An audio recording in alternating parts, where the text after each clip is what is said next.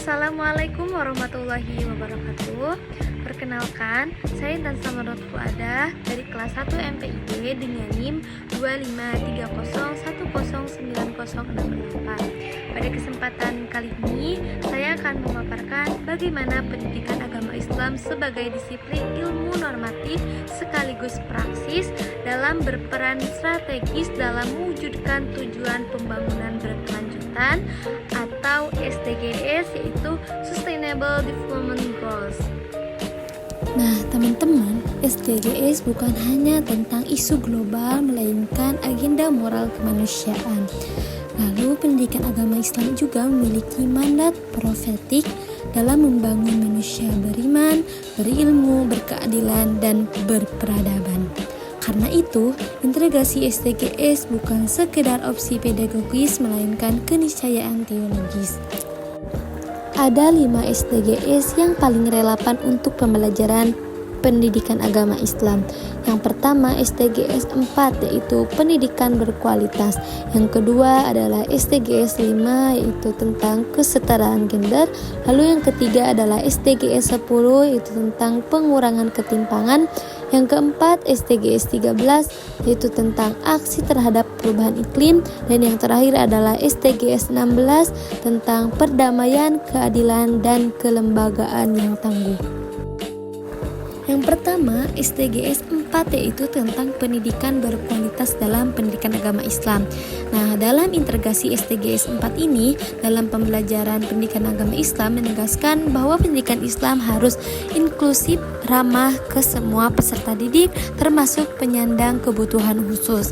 Yang kedua, berorientasi keterampilan abad 21, yaitu seperti literasi digital, pemikiran kritis, dan kolaborasi. Yang ketiga adalah memanfaatkan Open Educational Resources atau OER untuk membuka akses materi pembelajaran yang luas dan berkualitas. Yang keempat, mendorong pendidikan berkeadilan melalui instrumen sosial keagamaan seperti wakaf untuk pendidikan. Nah, hasilnya pendidikan agama Islam tidak hanya mengajarkan akhlak, melainkan membentuk kapasitas belajar sepanjang hayat. Nah, yang kedua adalah SDGs 5, di mana SDGs 5 ini tentang kesetaraan gender melalui perspektif Islam. Nah, dalam pembelajaran pendidikan agama Islam sangat strategis dalam menumbuhkan nilai kesetaraan gender. Nah, lalu ada poin-poin penting yang harus ditekankan dalam SDGs 5 ini. Nah, yang pertama adalah Islam menghormati perempuan sebagai subjek peradaban.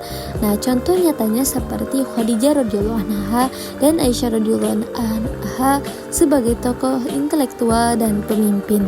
Yang kedua adalah pendidikan agama Islam harus menghapus stereotip gender yang membatasi partisipasi perempuan dalam pendidikan dan ruang publik. Lalu yang ketiga adalah pembelajaran berbasis proyek lintas gender dapat menumbuhkan kolaborasi, empati, dan sikap saling menghargai. Lalu yang keempat adalah sekolah perlu membangun ruang aman dari kekerasan, diskriminasi, dan bullying berbasis gender. Dengan demikian, guru pendidikan agama Islam menjadi agen penting dalam membangun budaya sekolah yang adil dan responsif gender.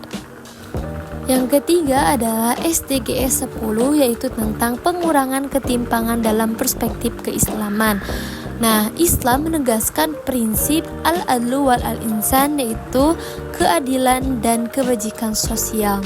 Nah, integrasi SDGs 10 ini dalam pembelajaran pendidikan agama Islam dapat dilakukan melalui, yaitu yang pertama, penguatan ajaran keadilan sosial, anti diskriminasi, dan penghargaan terhadap keragaman. Lalu yang kedua adalah pembelajaran berbasis dialog lintas sosial budaya agar siswa menghargai perbedaan ekonomi, etnis, maupun status sosial. Nah, lalu yang ketiga adalah kegiatan pengabdian masyarakat, yaitu seperti program layanan sosial atau berbagi dengan kelompok rentan. Nah, yang terakhir adalah pemanfaatan teknologi pendidikan untuk memperkecil kesenjangan akses belajar. Melalui pendidikan agama Islam, ketimpangan sosial dapat dibahas secara lebih bermakna dan aplikatif. Nah, yang keempat adalah SDGs 13, yaitu tentang aksi iklim dalam etika lingkungan Islam. Isu perubahan iklim adalah isu moral dan spiritual. Nah, dalam Islam mengajarkan manusia sebagai khalifah fil ard, yaitu penjaga bumi. Nah, dalam integrasi SDGs 13 ini, dalam metode pendidikan agama Islam ini dapat beberapa rupa, yaitu dalam satu, penguatan ajaran Qur'ani tentang larangan melakukan kerusakan atau fasad di al-ard. Lalu yang kedua adalah membaca ayat-ayat kauniyah untuk memahami hubungan manusia alam. Lalu yang ketiga adalah kegiatan praktik seperti penghijauan, manajemen sampah, hemat energi, dan gaya hidup berkelanjutan. Lalu yang terakhir adalah proyek sekolah tentang literasi lingkungan berbasis nilai Islam. Dengan begitu, peserta didik bukan hanya memahami konsep perubahan iklim, tetapi tentang terdorongnya melakukan aksi nyata.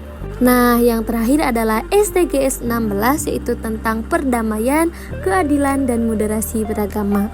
Dalam SDGs 16 ini sangat erat dengan spirit pendidikan agama Islam, yaitu membangun masyarakat damai, adil, dan bermartabat. Implementasinya meliputi yang pertama, pendidikan moderasi beragama, yaitu anti ekstremisme dan anti kekerasan. Yang kedua adalah penguatan resolusi konflik, yaitu melalui dialog, musyawarah, dan empati. Yang ketiga adalah literasi kewargaan global, agar peserta didik memahami peran mereka sebagai warga dunia. Dan yang terakhir adalah pengelolaan lembaga pendidikan yang demokratis, inklusif, dan accountable. Nah, dengan begitu, pendidikan agama Islam berperan membentuk karakter damai, bijak, dan toleran. Nah, ada beberapa model implementatif yang dapat diterapkan. Yang pertama itu Project Based Learning atau PJBL berbasis SDGs.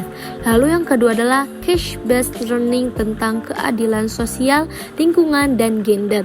Lalu yang ketiga adalah kontekstualisasi ayat-ayat Quran dan hadis dalam isu global. Nah, yang terakhir adalah kolaborasi lintas disiplin seperti PAI berkolaborasi dengan geografi, PAI berkolaborasi dengan sosiologi.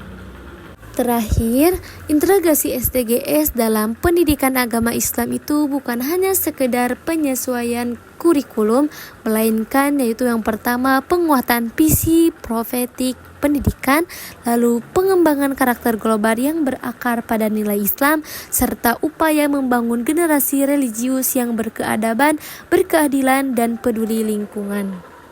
Dengan demikian, pendidikan agama Islam menjadi ruang pengembangan kecakapan spiritual sekaligus kompetensi sosial global. Saya Intan Samrotul Fuadah, pamit undur diri. Terima kasih. Wassalamualaikum warahmatullahi wabarakatuh.